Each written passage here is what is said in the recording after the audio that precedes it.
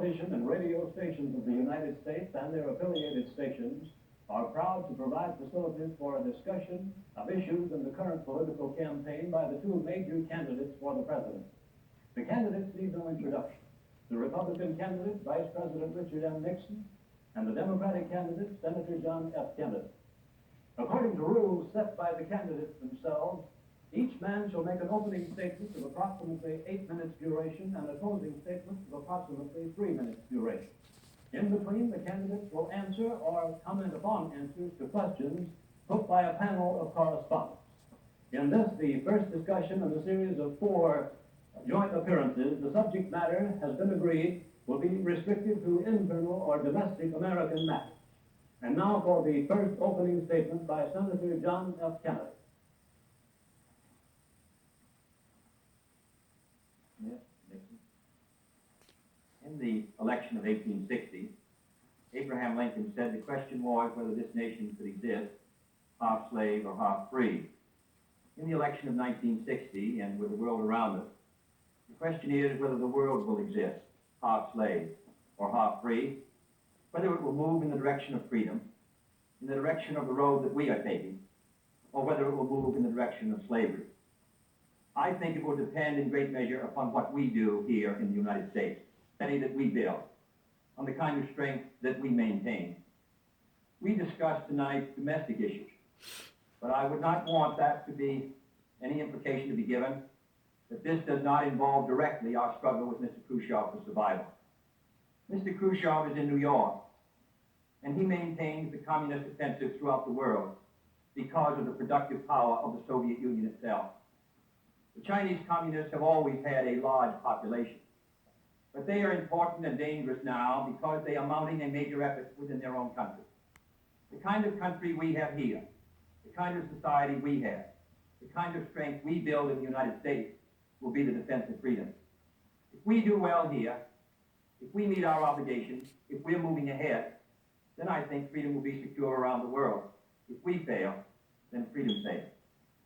Therefore, I think the question before the American people is, are we doing as much as we can do? Are we as strong as we should be? Are we as strong as we must be if we're going to maintain our independence? And if we're going to maintain and hold out the hand of friendship to those who look to us for assistance, to those who look to us for survival? I should make it very clear that I do not think we're doing enough, that I am not satisfied as an American with the progress that we are making. This is a great country, but I think it could be a greater country. And this is a powerful country, but I think it could be a more powerful country. I'm not satisfied to have 50% of our steel mill capacity unused. I'm not satisfied when the United States had last year the lowest rate of economic growth of any major industrialized society in the world, because economic growth means strength and vitality. It means we're able to sustain our defenses. It means we're able to meet our commitments abroad. I'm not satisfied when we have over $9 billion worth of food, some of it rotting, even though there is a hungry world, and even though 4 million Americans wait every month for a food package from the government, which averages 5 cents a day per individual. I saw cases in West Virginia, here in the United States, where children took home part of their school lunch in order to feed their families, because I don't think we're meeting our obligations towards these Americans. I'm not satisfied when the Soviet Union is turning out twice as many scientists and engineers as we are. I'm not satisfied when many of our teachers are inadequately paid, or when our children go to school part-time shifts. I think we should have an educational system second to none. I'm not satisfied when I see men like Jimmy Hoffa in charge of the largest union in the United States, still free. I'm not satisfied when we are failing to develop the natural resources of the United States to the fullest. Here in the United States, which developed the Tennessee Valley, and which built the Grand Coulee and the other dams in the northwest United States, at the present rate of hydropower production, and that is the hallmark of an industrialized society, the Soviet Union by 1975 will be producing more power than we are. These are all the things, I think, in this country that can make our society strong or can mean that it stands still. I'm not satisfied until every American enjoys his full constitutional rights. If a Negro baby is born, and this is true also of Puerto Ricans and Mexicans in some of our cities, he has about 1/2 as much chance to get through high school as a white baby. He has 1/3 as much chance to get through college as a white student. He has about 1/3 as much chance to be a professional man, about 1/2 as much chance to own a house. He has about 4 times as much chance that he'll be out of work in his life as a white baby. I think we can do better. I don't want the talents of any American to go to waste. I know that there are those who say that we want to turn everything over to the government. I don't at all. I want the individuals to meet their responsibilities. And I want the states to meet their responsibilities. But I think there is also a national responsibility. The argument has been used against every piece of social legislation in the last 25 years. The people of the United States individually could not have developed the Tennessee Valley. Collectively, they could have. A cotton farmer in Georgia, or a peanut farmer, or a dairy farmer in Wisconsin or Minnesota, he cannot protect himself against the forces of supply and demand in the marketplace. But working together in effective governmental programs, he can do so. 17 million Americans who live over 65 on an average Social Security check of about $78 a month. They're not able to sustain themselves individually, but they can sustain themselves through the Social Security system. I don't believe in big government, but I believe in effective governmental action. And I think that's the only way that the United States is going to maintain its freedom. It's the only way that we're going to move ahead. I think we can do a better job. I think we're going to have to do a better job if we are going to meet the responsibilities which time and events have placed upon us. We cannot turn the job over to anyone else. If the United States fails, then the whole cause of freedom fails. And I think it depends in great measure on what we do here in this country. The reason Franklin Roosevelt was a good neighbor in Latin America was because he was a good neighbor in the United States. Because they felt that the American society was moving again. I want us to recapture that image. I want people in Latin America and Africa and Asia to start to look to America, to see how we're doing things, to wonder what the President of the United States is doing, and not to look at Khrushchev or look at the Chinese communists. That is the obligation upon our generation. In 1933, Franklin Roosevelt said in his inaugural that this generation of Americans has a rendezvous with destiny. I think our generation of Americans has the same rendezvous. The question now is, can freedom be maintained under the most severe attack it has ever known? I think it can be. And I think in the final analysis, it depends upon what we do here. I think it's time America started moving again. And now the opening statement by Vice President Richard M. Nixon. Smith, Senator Kennedy. The things that Senator Kennedy has said, many of us can agree with. There is no question but that we cannot discuss our internal affairs in the United States without recognizing that they have a tremendous bearing on our international position. There is no question but that this nation cannot stand still because we are in a deadly competition. A competition not only with the men in the Kremlin, but the men in Peking. We're ahead in this competition, and Senator Kennedy, I think, is implied. But when you're in a race, the only way to stay ahead is to move ahead. And I subscribe completely to the spirit that Senator Kennedy has expressed tonight, the spirit that the United States should move ahead. Where then do we disagree? I think we disagree on the implication of his remarks tonight and on the statements that he has made on many occasions during his campaign to the effect that the United States has been standing still. We heard tonight, for example, the statement made that our growth in national product last year was the lowest of any industrial nation in the world. Now, last year, of course, was 1958. That happened to be a recession year. But when we look at the growth of GNP this year, a year of recovery, we find that it's 6 to 9/10% and one of the highest in the world today. More about that later. Looking then to this problem of how the United States should move ahead and where the United States is moving, I think it is well that we take the advice of a very famous campaigner, Let's look at the record. Is the United States standing still? Is it true that this administration, Senator Kennedy has charged, has been an administration of retreat, of defeat, of stagnation? Is it true that as far as this country is concerned, in the field of electric power, in all of the fields that he has mentioned, we have not been moving ahead? Well, we have a comparison that we can make. We have the record of the Truman administration of 7.5 years and the 7.5 years of the Eisenhower administration. When we compare these two records in the areas that Senator Kennedy has discussed tonight, I think we find that America has been moving ahead. Let's take schools. We have built more schools in these last 7.5 years than we built in the previous 7.5, for that matter, in the previous 20 years. Let's take hydroelectric power. We have developed more hydroelectric power in these 7.5 years than was developed in any previous administration in history. Let us take hospitals. We find that more have been built in this administration than in the previous administration. The same is true of highways. Let's put it in terms that all of us can understand.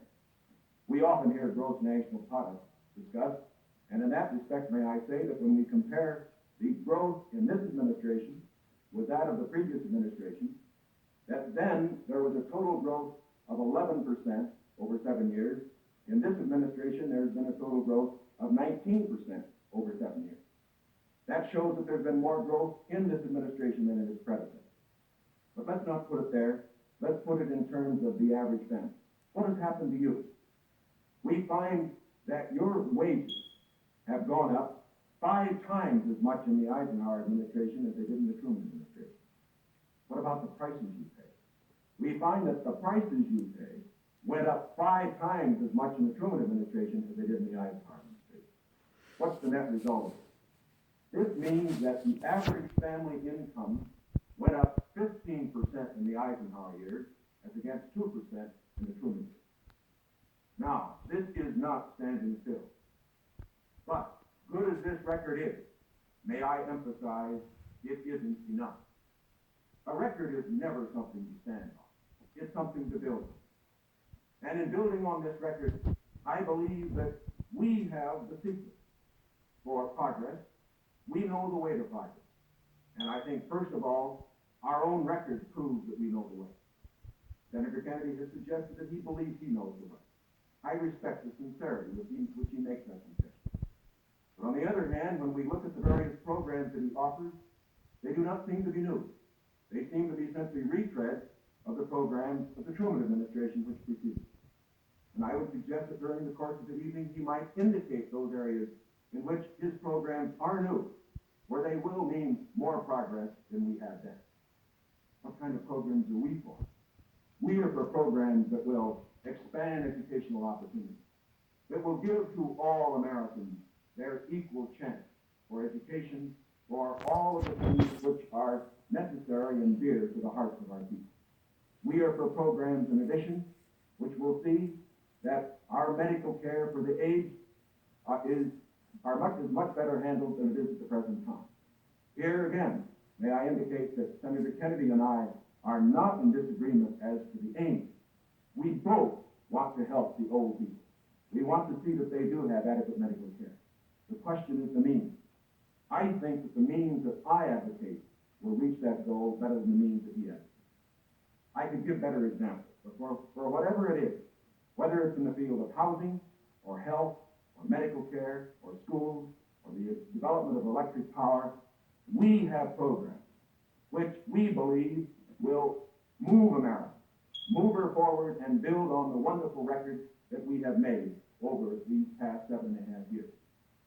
Now, when we look at these programs, might I suggest that in evaluating them, we often have a tendency to say that the test of a program is how much you're spending.